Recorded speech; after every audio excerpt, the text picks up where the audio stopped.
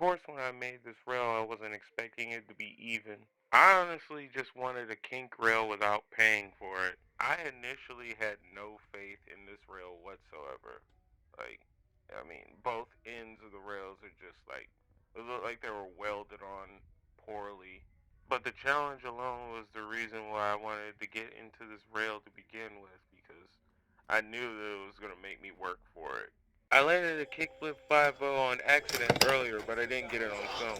I wanted to start off with a regular 5.0 down the entire rail, and since I was trying to get a kickflip into this rounded rail, I figured, okay, let me go ahead and try to stick it at the end of the rail to see if it's even possible. I wanted to catch at least one 5.0 on film before I commit to the entire rail.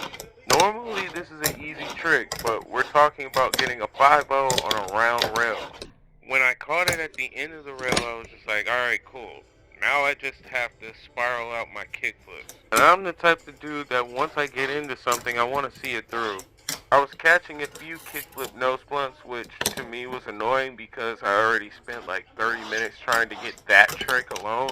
Like, what the fuck? I was struggling to get a backside flip out of the way so I could get into the blunt slide. Now I'm doing it effortlessly while I'm trying to do this 5.0. Then on top of that, I'm trying my best not to fling this thing to make it look like it's a frontside flip.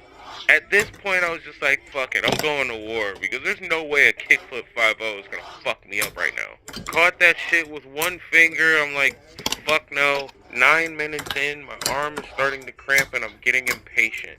That Suski grind actually gave me some form of hope, because at this point, I'm just like, alright, focus on that kickflip and then just catch on your back truck. Second time filming, I'm just like, you know what, let me just get into the trick. I switched around the finger placement a little bit until finally I caught it and my fucking middle finger slipped off.